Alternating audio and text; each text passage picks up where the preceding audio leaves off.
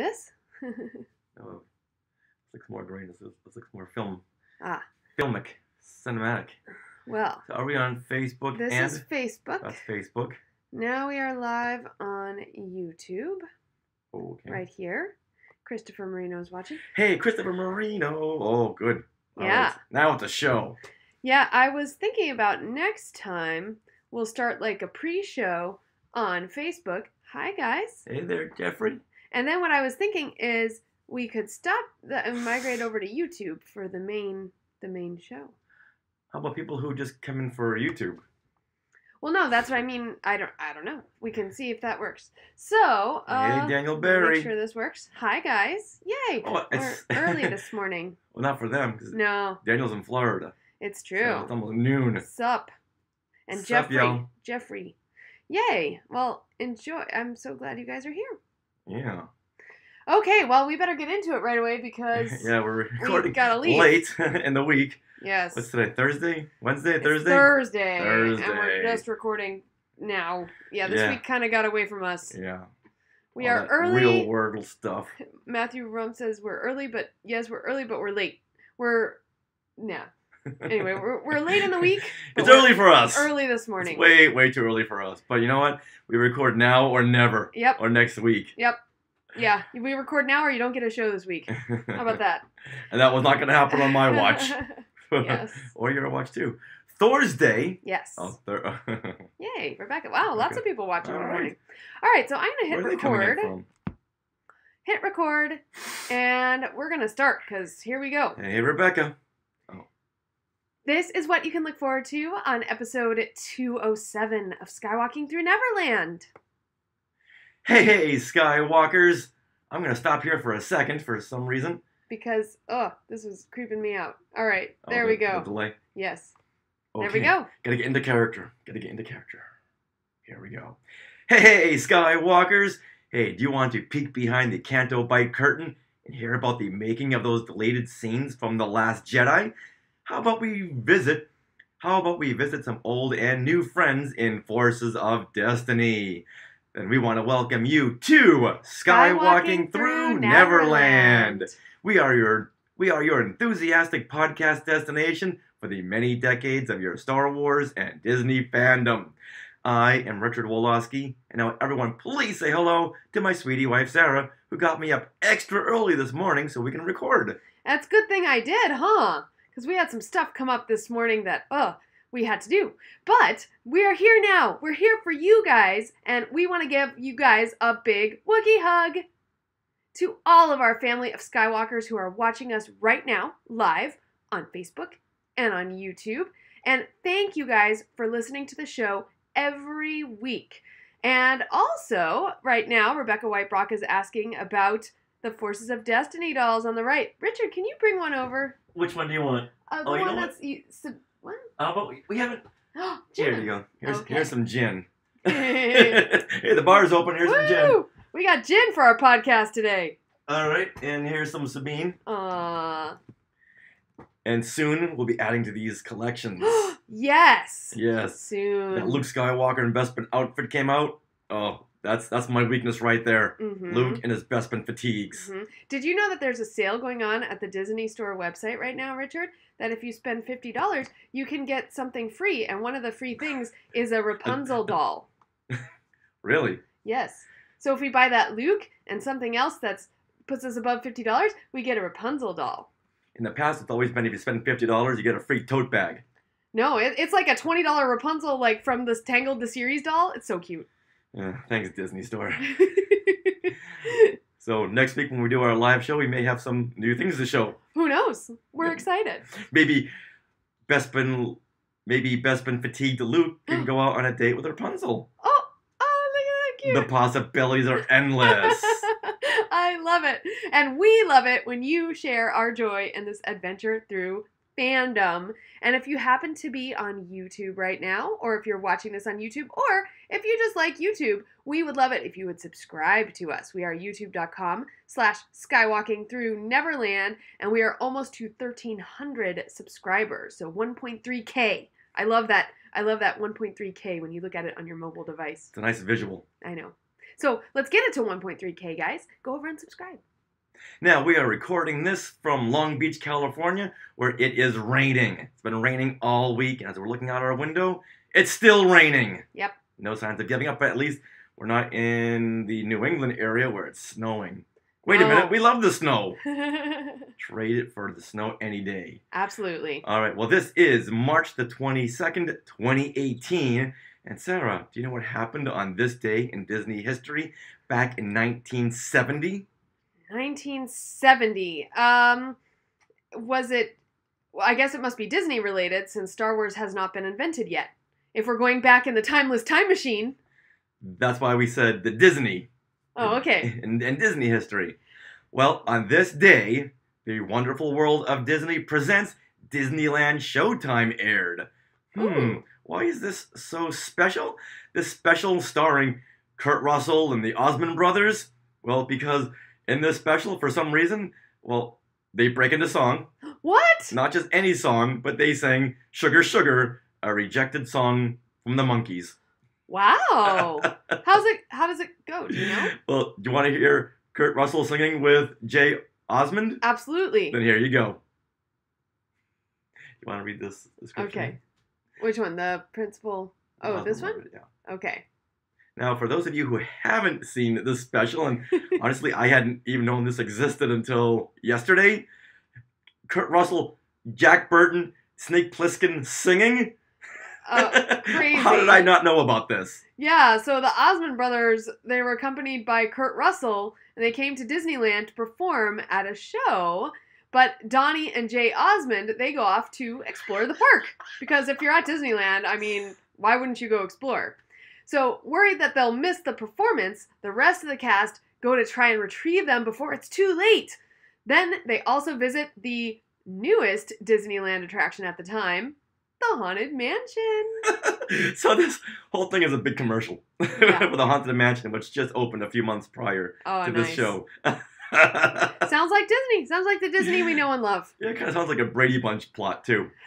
Absolutely. Where's Marsha and Greg? They went off to do some kind of a show or something. They're in their sequence up on stage number 4. Well, you know what? On this day in Star Wars history, Richard, what happened? Well, on this day, March 22nd, 1976, principal photography begins in Tunisia on Star Wars. Which means they didn't film anything on that day, right? Well, they did film this day in the next 4 days. This is the day that they first started shooting the droid sale to the Jawa droid sale to the Larses. Okay. So they shot it for 4 days, and then they were just hit by the biggest sandstorm in like Tunisian history. Right. Okay. Up until that point. And then Tunisia wouldn't have another big sandstorm until they needed to shoot Phantom Menace 20 years later. Of course. Yeah, so this was the awesome scene where the Jawas are selling the droids to the Lars, and I know Anthony Daniels has always talked about this particular line when Owen tells him to shut up, and then 3PO says, "Shutting up, sir." Now let's play a clip and see if you Skywalkers can hear that line.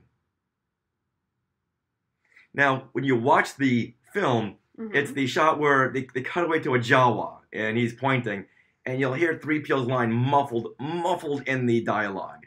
And I had never noticed it was there until Anthony Daniels brought it up at a Celebration convention. It was in the books, it was in the comics, but unless you're really listening to that line, you'll never hear it. Yeah, I never heard it when I watched the film. So yeah. Yeah. Now, imagine going back in time, being able to be there in that first day of shooting. Of course, you're going to pick the scene with the most droids, who gives you the most problems. Well, okay, here's a thought, Richard. This just came to me. Now, we've been watching Timeless, so it's on my brain. And Timeless, of course, is a series with Matt Lanter on it, who is Anakin Skywalker in the Clone Wars. So, super fun, Star Wars connection, and they're always talking about Star Wars on that show. Well, one of the things, it has a time machine in it, and one of the things is you can't go back to a time in which you existed. So, Richard, you couldn't go back to 1976. But guess what? Darn it. I could go back. So yay for being born in 81. I'm going to give you my iPhone, and you just shoot as much as you can. Yeah. And if they say, what are you doing? I'm shooting for Skywalking through Neverland. Yeah. Continue, George. Come on, faster and more intense. And no matter what you do, 8 of these 8 droids will be breaking down when you least expect it. It's true. And then when you most expect it. Never shoot with kids, animals, and droids. Nothing but trouble. What about Forces of Destiny dolls? You shoot with them. Okay. All right, now let's go on with what's coming up on this episode of Skywalking Through Neverland. We are going to talk with our good friend Details about the deleted Canto Bight scenes from The Last Jedi that he shot. And now you can see them in the additional footage of the digital download and in the upcoming Blu-ray release. So that was exciting to see that shot that he describes in great detail. Yeah, and we had recorded this back in May when we talked to him about the Solo trailer. Mm-hmm. We went off on The Last Jedi deleted scene, and we thought, hey, you know what? Let's save this for this episode right here, when it all makes sense, when we have actually seen these scenes. And that whole massage parlor scene in Canto Bight, and that's not for younger eyes. No, oh my that's goodness. Not for older eyes. Wow.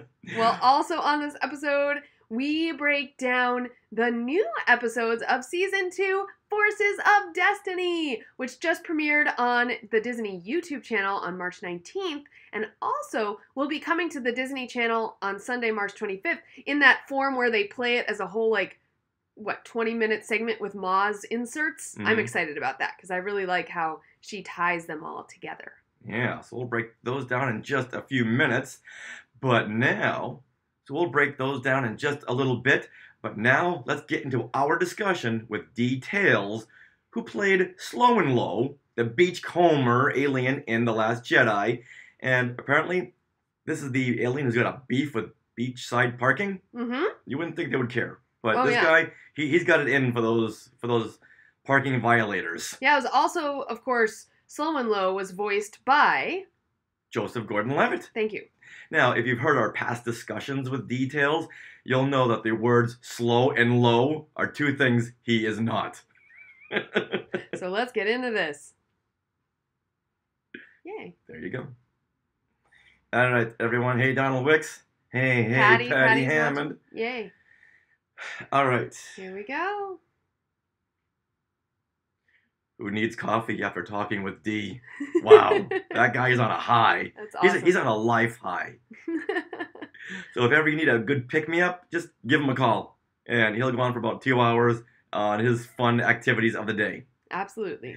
All right, now let's break down the most recent 8 episodes of Forces of Destiny, which just premiered on the Disney YouTube channel and will be hitting the Disney Channel Sunday, March the 25th. Perfect. Okay, ready to get into this? Let's get into it. Here we go. How many of you have seen The Forces of Destiny? It's like 15 minutes of your life, so go watch them. Okay, here we go. All right, do you want to start us off? Yes. We have 8 new episodes of Forces of Destiny. This is the series of Star Wars shorts that highlight the women of Star Wars, and these 8 episodes are billed as Season 2. And what's fun about them is that they feature the voices of actors from the Clone Wars TV series, Star Wars Rebels, and even the films Rogue One and The Last Jedi. And also, Richard, you'll even hear Mark Hamill. So exciting. If you're going to have Luke, you got to have Mark Hamill in there. I know. So the animation is from the studio Ghostbot, and it's really fun because they are on Twitter and they talk to people. So if you want to tweet at them and say, hey, we like this part of Forces of Destiny and stuff, so they will respond. It's really cool.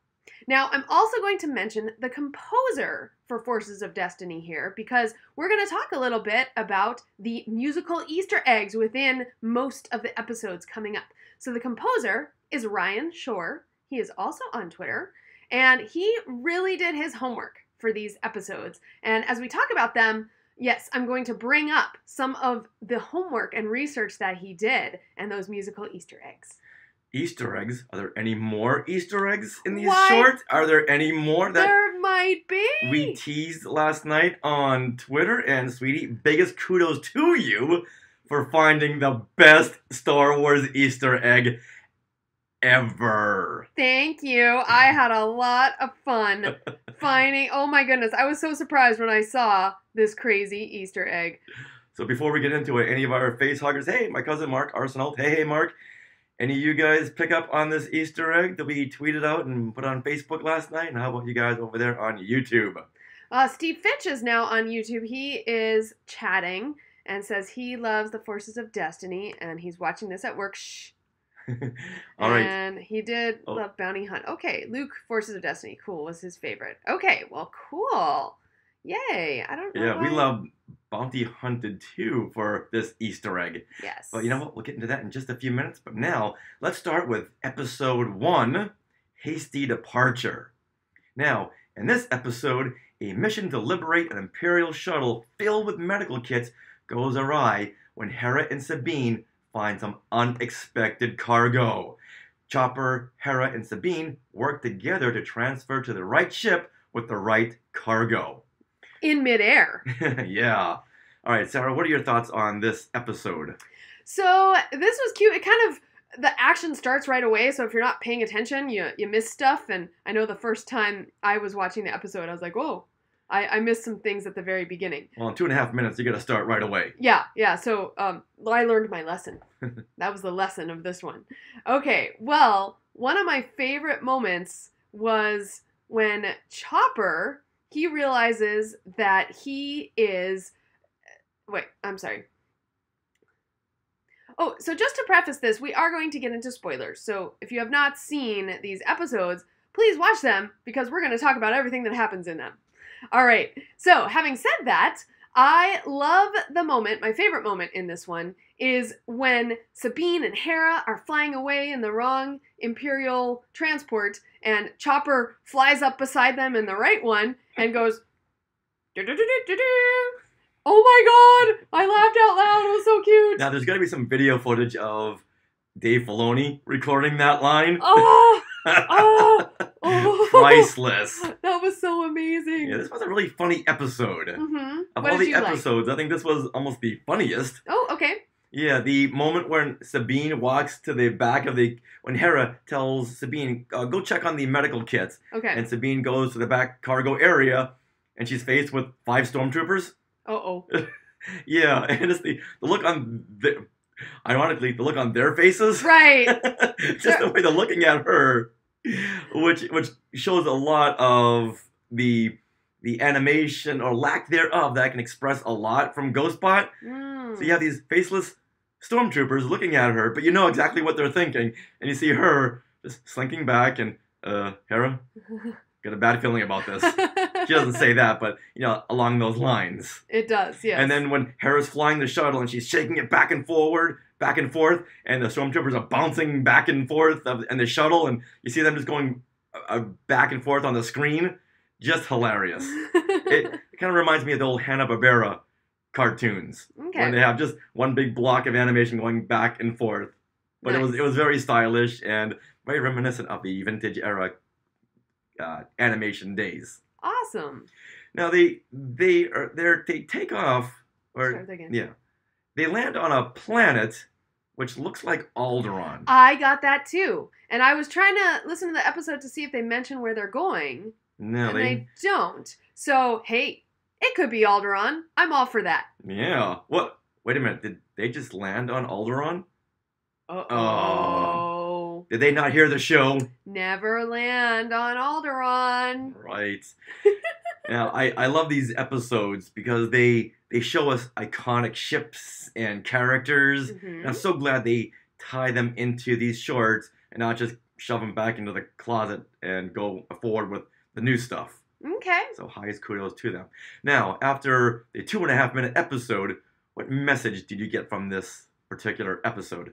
Well, before that, I'd like to share a musical Easter egg that I heard. Oh, please. Okay, so Ryan Shore did some homework. He has obviously watched Star Wars Rebels and knows what Sabine's theme is, because her theme plays when she and Hera, are about to jump over, and Sabine's like, we're going to jump over. And then also, at the end, Sabine apologizes to Hera, and there's this lovely version of Sabine's theme. So really bringing you back around to those Star Wars Rebels episodes and Kevin Kiner's music. So kudos to Ryan Shore. So they're kind of weaning us off Rebels little by little. Yes. They didn't just end the whole series. They said, okay, let's give you a couple of forces of destiny to get you through this process. And Chopper going...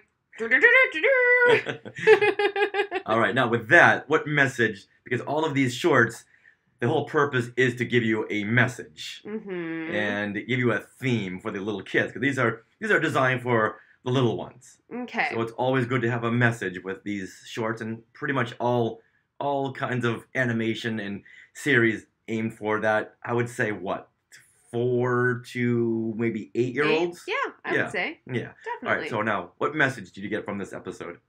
I would say pay attention to your surroundings and take in all the details. What would you say? Oh, you're tying into details. Oh, I get it. Now, what I'm getting is don't rush into a task. But you know what? Slow down, look at your surroundings, make sure you know exactly what you're doing and not just go blindly into it. Not that Sabine went blindly into it, but she rushed too fast into her task without looking at, hey, maybe there's 2 shuttles here. Had she looked around, you paused for a second, paused for a beat, looked around, and then taken the task in, then you know what? They wouldn't have taken the wrong shuttle. That's true. All right. I like that one. That was cute. Are we ready? So, kids, before you rush into anything, that leads to the dark side. Take your time, take it in, and then solve it. Okay. Now, we're going to get into Season 2, Episode 2 of Forces of Destiny, Unexpected Company. Richard, do you want to tell us about this one? All right, Anakin's emotions endanger the mission when Ahsoka joins him and Padme on their ship. Oh, three's a crowd. And a hasty change of plans puts them on a dangerous path. Okay, thoughts on this episode? All right, this episode should have been called Busted! Because what they're saying is, hey, Anakin and Padme, yeah, we know about this secret. Yeah, you ain't fooling nobody. Yeah, you're certainly not fooling Ahsoka. And Master Kenobi was the one who said that Ahsoka should join Anakin and Padme on this mission. Now, at this point, do you think Master Kenobi knows what's going on? I think... This takes place right before Revenge of the Sith. Right. And we know in Revenge of the Sith, Obi-Wan tells Padme, hey, I know Anakin's the dad. So I think he probably suspects, and he knows there's an attachment there, and so he just wants to keep the attachment from happening even further. If he doesn't suspect that they're already in collusion, he suspects that there's something there that he wants to prevent. You know, like, always, if you think you're going to be tempted for something, don't put yourself in situations where, you know, you'll give in to the temptation, basically. Yeah, just before Padme shows up, they were Anakin and Padme. Wait, just before Ahsoka? Yeah. Just before Ahsoka shows up, Anakin and Padme were saying how happy they are to spend some time together. Cut to Ahsoka. Yep. She's the 3PO version of the Han and Leia. Triangle? Yeah. No, not triangle. No. Yeah, but she's their version of 3PO. Right. Always ready to step in. Hey guys, what's going on? Well, speaking of this episode was like a Clone Wars reunion because we got the voice actors Ashley Eckstein and Matt Lanter and Kat Tabor together, and there's this really fun picture that Ashley Eckstein posted at her universe on Twitter. So it's all of them together. It was like, oh, look at them. It's a reunion. So it's so fun to see those voices. Now, question for you. Anakin, Padme, and Ahsoka get into a ship. Yes. That's very reminiscent of the ship we last see in Star Wars Rebels that Sabine and Ahsoka get into and they fly away. Do you think that's the same ship? So I totally thought it was when Jonna Marie posted it on Twitter. She posted the picture. And I was like, before I saw the episodes, and I'm like, oh my gosh, it's the ship. So I thought this would be more of some kind of mission of Ahsoka and Sabine, perhaps. But I was wrong. So is it the same ship? It has different, because I looked at them side by side. Okay. And it has different markings, Mm-hmm. but that doesn't mean anything because... Right, because this animation, GhostBot, it takes everything and simplifies it. So did it look simplified? No, it was much different. Okay, it was much different. And this would take place... Oh, way before. Way before Rebels. Right. Way before Rebels. And the ship in this short, in the Forces of Destiny short, had 2 gun ports on either side, where it didn't look like the ship in Rebels had those same gun ports. Okay. So we could just be looking way too deeply into it. Could be just a same class of ship, but a different year. Mm-hmm. Like if you look at Toyotas from one year to the next, they always look different. But you can tell they're the same. They're the same make. Okay. Well, that makes sense. Yeah. So. And similar paint scheme as well. Yeah. I was looking into it a little bit too. I was looking into it a little bit too deeply because I do want to see a connection between the Forces of Destiny shorts and the films and the shows. I know. That'd because be great. When we had spoken to Jennifer Morrow a couple of episodes back about the prior season, and we said, "Are these canon?" And she was led to believe that these kind of not canon adjacent, but they're told with some interpretation. Right, because they're campfire stories. Exactly, yes. So, just as Maz is like telling the story how she remembers it, not necessarily how it is. Yeah, and Jennifer Morrow being the writer for the first season of Forces of Destiny. Yes. Also, Steve Fitch has a comment on this particular episode. He says, "Are you saying that Obi-Wan Jedi blocked Anakin and Padme?" Oh. I was trying to find a G-rated way of saying that, but Jedi block worked. Jedi block. That's a G. G-rated. All right. All right, so what else stuck out to you in this episode? Okay, so I loved some of the looks that are exchanged between, like, Ahsoka, Anakin and Padme. They're just so priceless, so I want to give a big props to GhostBot because they really did a great job with the animation here. Like, just the beats and things, that they did between these characters. Oh yeah, they really made use of this 2.5 minutes. Mm-hmm. Even those awkward paused silences, priceless. Yes. Now, at the very end of this episode, of course, there was a message. And what message did you get from this episode? I would say trust in your friends and everyone knows. No, I don't know. Right? You have to put your faith in people. So trust, I think, is a big message of this episode. Who's trusting who? Well, I guess Anakin and Padme are trusting Ahsoka to not tell their secret. And do you think Ahsoka figured it out in this episode? Are you making this up as you go along, or is that what you really got? I'm making this up as I go. I'm taking a page from Indiana Jones. Yeah, because I gotta be honest, some of these shorts, you gotta really dig deep to find a message. And it's there, but it just, I'm not sure what kids would take from this. Well, it could be because someone was doing a job and then someone got sidetracked and, Anakin and Padme were hugging and so Ahsoka had to take over. So really it's kind of see where you fit in and do the, like, teamwork, I guess. You're still making this up, aren't you? Yes. But it was a fun episode, okay? The message I got from this is long live the prequels. Nice. Boy, I was so happy when I saw this particular short because I didn't think they would ever go back to the prequel era, and that saddens me when we keep seeing the prequels getting sidelined. The fact that they mentioned Darth Sidious in The Last Jedi excited me, and the fact that we're seeing these characters from the prequel era excites me to no end. Absolutely. All right, so now let's go to episode 3, Shuttle Shock. Okay, this is where we see the Last Jedi characters. So Finn and Rose are going to Canto Bight. So this occurs right within the Last Jedi timeline. And while they're going there, they encounter a pod of creatures in the atmosphere.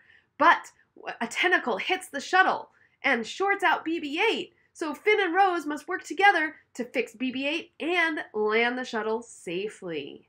So, Richard, what are your thoughts on this episode? I'm so glad they're using a lot of sea life as inspiration. 'Cause there's so many beautiful creatures in the sea. First, we get the space whales, the purgles in Rebels.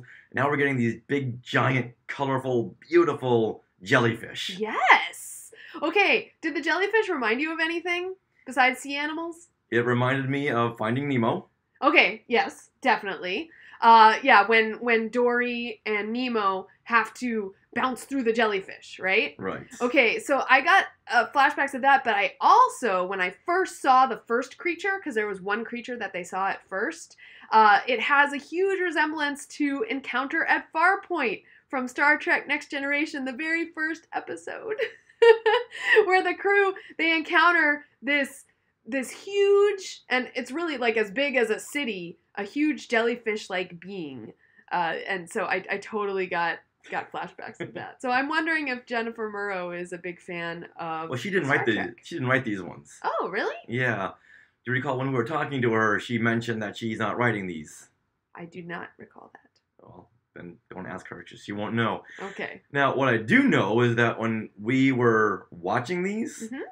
we were saying, who is voicing these characters? Yes! Who is voicing Finn and Rose? They Because sounded weird. they're just not nailing these characters. And come to find out that it was... John Boyega Yes. and Kelly Marie Tran. Kelly Marie Tran. Yeah. Yeah, we cross-referenced it on IMDb, but And StarWars.com. But they don't sound... Okay, so I think they're not voice actors. So they don't... I mean, they didn't like... I don't know. John Boyega really sounded muffled, and like it was hard to hear his dialogue sometimes, too. now I listened to these shorts a number of times just to get any kind of connection, and by the end, I was hearing John Boyega in there. When he Yeah. gets really excited, his Yes. voice goes up. Yeah. So I got some Boyega-isms from Mhm. that. But Kelly Marie Tran, I'm just not getting this. What did you guys think? I'd love to know if you thought that they were the actual characters. Let us know at Skywalking Pod. Even Steve Fitch on YouTube agrees with us. Kelly and John sound different as cartoons. Yeah. Kind of like the way, going back to the Star Wars Holiday Special, as I always do. And Harrison Ford didn't really sound like Harrison Ford in that animated short. Okay. The Boba Fett animated short. You know what I think it is? It's just when you're acting, when you're speaking into a mic, if you're not projecting and talking to someone, but you're speaking to the mic, your voice just sounds more introverted. And we've done this before, like when we've had to record some ADR, it doesn't sound like when we're recording our main show, unless you really think about projecting your voice. These may have been recorded during the Last Jedi ADR sessions. Yeah? And I'm thinking maybe they just didn't have a clear... If they weren't shown the storyboards, maybe they just weren't aware of the actual situations. Mhm. So their inner characters didn't come out. Yeah. Perhaps. I don't know. The next time you see your good friend, Kelly Marie Tran, your selfie buddy, Uh-huh. you'll have to ask her. I'll go, Kelly, thanks for coming. Did you voice these in the ADR sessions? Oh my gosh. Now, all in all, they're... Wait. Oh, I have a musical Easter egg to bring up. Oh, okay. Okay, so in this episode, there's a musical Easter egg by Ryan Shore, and it's Rose's theme. It plays within the first 30 seconds, and then also at the end, as things are resolved, Rose's theme comes in. So, yay. I loved it. All right, now they're other than other than the fun musical Easter egg, there really wasn't much to this one. Well, It was a very short snippet in a very big scene. okay. The tentacle hits the ship, it shorts out BB-8. BB-8 is fixed. Roll credits. Right. Well, I mean, these are short. They're shorts. Right, But- I'm not seeing a definite. Message? I'm not seeing a message, or it's a very, very small arch. Okay, well, I'm seeing a message, and the message is teamwork. It's a very, very small arc, if you can even call it that. Okay. Well, I'm seeing that the message is teamwork. Because Rose and Finn must work together to fix BB-8, to get through, to pilot, and, maybe Finn learned a little something in his piloting right there, so that later on, in the scene in Crate, he can pilot those jalopies.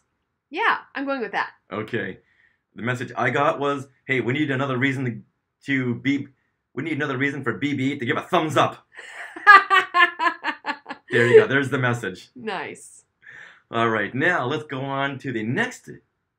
Now let's go on to the fourth episode, Jin's Trade. Okay, here, a Chandra fan. Is that how you say that? Yes. Okay, here, a Chandra fan child. Or as the classic fans know this character, Kabe from the Cantina.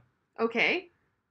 Kabe was her name in Star Wars, but they're using that model for this character. Okay. So just anyone out there needing a visual, just think of Kabe, the little mouse-like alien in the cantina who's reaching up for the glass of blue milk, and you can see right through her eyes. Oh, wow. Okay. Well, in this episode, the Chandra fan child is a boy, and he snatches Jin's Kyber crystal necklace away, and Jin then gives chase. And we got this great scene in the market. Now, when she finally catches the kid and retrieves her necklace, she realizes that the Chandra fan is just hungry and gives him her piece of fruit. Aw. All right. So, what do we think of this one? Now, this is the same kid that we saw in the short Newest Recruit when she was stowing away in the food crates, and Sabine and Ketsu were... Now, we saw this same kid in the short Newest Recruit when she was stowing away in the food crates that Sabine and Ketsu were stealing from the Empire. Mm. It was the same model. Not sure if it was the same character. It sounded the same. Yeah, the little creature sounded the same, but they never give the creature a name, which right. At this point, we see the creature twice. But yeah, first it was a girl, and you're saying this time it was a boy? It was, yeah, because in one part, Jin says, "Clever boy," when he steals the necklace and runs off. Okay. And that's, to me, that totally brought up Jurassic Park in my head when the hunter is going, "Clever girl," and then he's eaten. All right, so then obviously it's a Spoiler. different character. Yes. Okay. Well, I'm so glad they're pulling from Rogue One. Okay. And I love me some Jin. And Jin chases this kid, finally apprehends the little Chandra fan Kabe kid. Mm-hmm. And... little brat. Yeah. And he gets her necklace back and says, "I'm going to reward you for stealing my necklace by giving you a piece of fruit." Yeah, it doesn't make any sense. This is my least favorite episode just because it doesn't really teach a good lesson. Well, you know what? The kid was hungry. And, it's like that old fable of, if you steal a loaf of bread to feed your family, is it stealing? Well, yes, it is. But look at the big picture. But you're surviving. Exactly. Yeah. So I guess that, yeah, I suppose. But there was a fun musical Easter egg. Okay. I'll bring that up. All right. We heard Jin's theme. That plays in the beginning. So a lovely theme from Rogue One. So now Ryan Shore is taking music from Michael Giacchino. Nice. Yay. Nice. Now, what did you take away from this short? What message? Reward people who hurt you. What's your message? I thought about this for a long time, and I bounced back and forth from different options, and nothing was really making sense.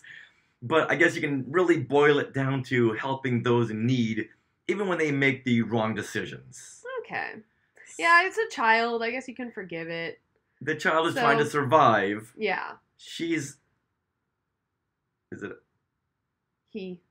out in the streets by himself. Yeah. He needs to do what he needs to do. And you know what? Jin also has been there. So she knows what that's like. So she has, I guess it's teaching compassion and empathy for others, honestly. So there you go. Yeah. There. I found my own message. All right. Now let's move on to episode 5, Run, Rey, Run. All right. Rey's scavenging mission inside the Star Destroyer on Jakku gets complicated and dangerous when Tito shows up. Uh-oh, that pesky Tito. So, Richard, what did you think of this episode? I'm thinking we've already been here a couple of times in past shorts. Mm-hmm. I'm wondering why we're going back to this time frame when Rey was still a scavenger. She's coming up against Tito. I like the idea of going back to when she was in her scavenger days, but let's see something we haven't seen yet. Yes, like her making her doll that you see. Making her doll would be great. Uh-huh. Exploring the AT-AT. Yeah. Finding the home within the AT-AT. Helping other scavengers. Mm-hmm. But we've already seen her adversary in Tito. The 2 times, right? Yes, 2 shorts. yeah. So yeah. I didn't feel like we needed to go here again. Okay. Yeah. I can definitely see you. I can definitely feel that. And also coming right after the Jin episode with the Chadra fan who did some bad things he stole, and then she gives him the fruit. This one's kind of similar in that Tito is like threatening to shoot Rey unless she gives him her scavenging hoard for the day, and then Rey ends up saving him from being crushed under this giant Star Destroyer, and Tito still wants to steal her stuff. Like, what the heck? Well, I think, he's a thief. That was just his way. Yeah. But then Rey guilt-tripped him into, hey, I just saved your life. Yeah. Give me back my stuff. Mm-hmm. When, in fact, she's the one who told him, do not pull that little gold cylinder thing out of the wall. Right. It's kind of like my variation of the big red button. Don't Yep. push the red button. Yep. I gotta push it. You do. So he pulls whatever this thing is out of the wall, and the whole, that's like a load-bearing thing in the wall, Mm-hmm. and the whole Star Destroyer comes crumbling down around them. So Wow. she did save his life, and I think it took him a couple of moments to realize what just happened. Yes, I agree. And reluctantly gives her stuff back. Mm-hmm. There is a fun musical Easter egg. Rey's theme, it's actually the opening of Rey's theme. So before we get into the main theme, that plays a couple times with the lovely bells and everything. So that is always fun. Yeah, that was at the very end when Rey says, hey, give me back my stuff. Mm-hmm. Now, let's move this over so we can see more of these comments. Right here? No, we're getting cut yeah, off. Yeah, I can't. I don't know why I can't move this over. Oh, there you go. There. Oh, Oh. okay. There you go. There you go. All right. So, what message did you get from this short? Once again, I guess it's saving someone's life is more important than what they've done to you, I guess. Kind of rising above it. Yes. Yes. Rising above someone else's very narrow, focused view. Okay. I like it. Okay, that's good. Yeah, originally I didn't really see a point up until like right now. Mm-hmm. Or you could always say that a message could be, don't leave your arch nemesis to get crushed under a crumbling Star Destroyer when they didn't listen when they should have. Wow. That's quite a convoluted message. But hey, who hasn't been there? I haven't been scavenging inside a Star Destroyer lately. No, but I'm sure there's many Skywalkers out there who have, and this really connects with them on a visceral level. Okay. Under a crumbling Star Destroyer, someone says, "Don't push that red button. Don't pull that out of the wall." It's happened. Sweetie, it'll happen to you someday. Yay. When it does, you listen to Rey. Okay. All right, now let's go to episode 6, Bounty Hunted. Oh, I'm very excited to talk about this one. Yay! This happens right before Return of the Jedi. Now, oh, hold on. Okay. So, of course, we have our heroes. They're trying to help free Han from Jabba.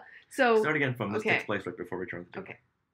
So this takes place right before Return of the Jedi, so Han is in Carbonite. So Leia, Chewbacca, and R2-D2 are trying to free Han from the Carbonite, so they travel to Ord Mantell to meet with Han's old friend, Maz Kanata! Yay! Maz lures bounty hunter Boushh into a firefight so Leia can obtain his helmet and armor, or is it her helmet and armor, for a perfect disguise.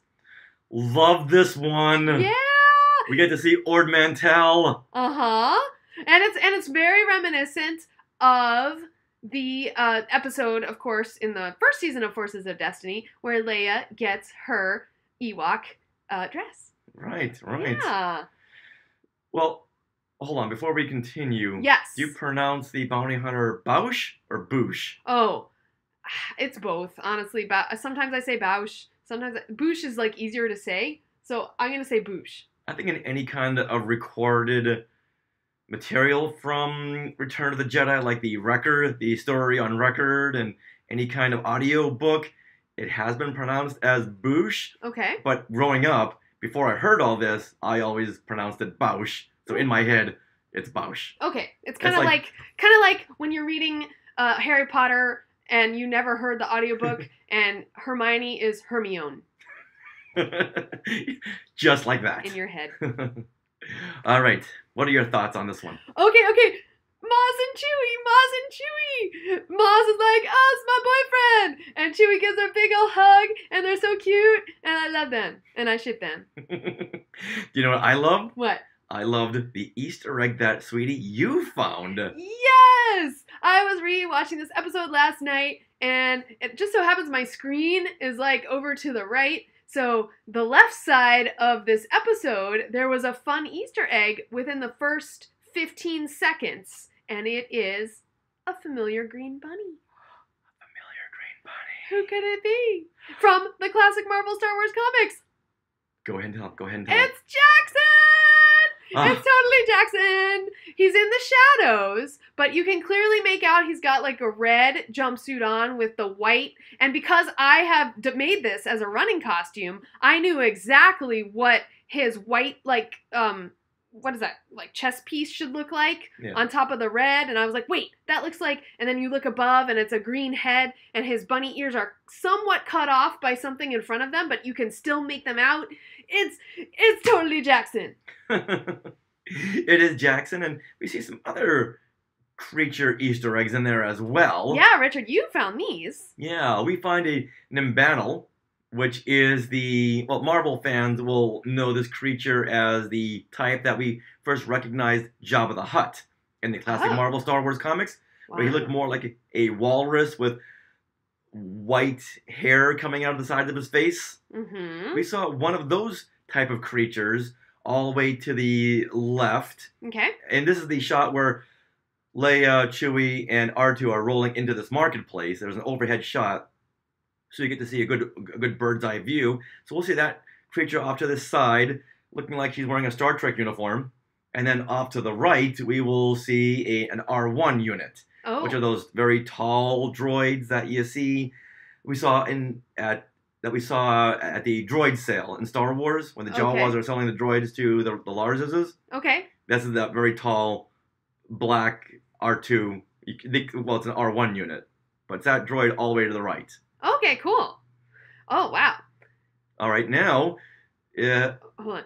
Steve, you're not in the wrong chat. We're seeing your chats. We just can't sometimes incorporate what you're saying. But thank you for chatting. Okay. Sorry. All right, now...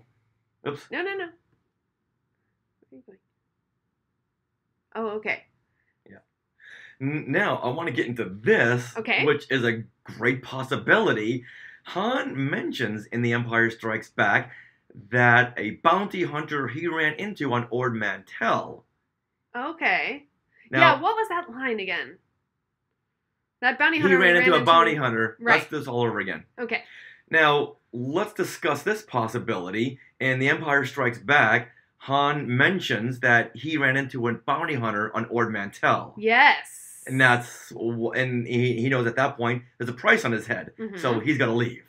Okay. So, is there a possibility that that bounty hunter he ran into was Bausch? Of course. I mean, he's on Ord Mantell. Now, is Jackson a bounty hunter? He's a mercenary. Mercenary bounty hunter, same thing. So he could have run into Jackson. I'm just saying. Yeah, so apparently we see a lot of bounty hunters on Ord Mantell. So, I want to look deeper into this, and I'm sure maybe it was discussed in a book, comic, video game, trading card, action figure, card back somewhere. Okay. But I want to explore this, and on the next episode, hopefully we'll have an answer. Yes. Okay, well, it was so fun to see Maz. I mean, didn't you love that? Oh, yeah, as always. I know. And she has some words of wisdom at the end regarding Han and Leia's relationship. I like this one, Chewie. Tell Han she's a keeper. Ah, it's so cute. Oh, my goodness. So I think that's the message of this episode. Maz is giving her blessing for Han and Leia. Okay. What do you think the message is? You're really stretching for these, aren't you? No. And once again, I know some of these shorts you do have to really stretch. Now, for me, I think the message is not to close yourself off to possibilities, and sometimes the answer is right there in front of your face. Nice. Like Leia was ready to throw in the towel when they're confronted by Bausch. Right. Oh, what are we gonna do now? It was Maz who said, hey, wait a minute. Maybe the answer is right there in front of you. That bounty hunter seems to be the same size as you, Leia. Yeah. We can take that bounty hunter's uniform and sneak into Jabba's palace. And thanks to R2, they didn't have to shoot that bounty hunter. Right. Just knock it back. So just when you think all is lost, maybe the answer is right there in front of your face. Don't let the shroud of darkness be a shroud. Fall over your eyes. Hold on. Don't let the shroud of darkness blind you to the possibilities. There you go. All right. All right, Richard, it's 9:30 and we kind of have to go. Oh. All right. Yeah. So, good stopping point. We'll come back to episode 7. Sorry, Steve. I know you wanted to see the path ahead, but we have to run. I know. to our job. Yeah, we unfortunately gotta go to work. Yeah, so we're gonna record the rest later. We'll also stream it live. Thank you guys for watching, and we'll talk to you later. Yeah, thanks for joining, and thanks again, Steve, for all your comments. Yes. All right. Bye. Oh, I have to go over here now. Okay. Where is the thing? Here it is.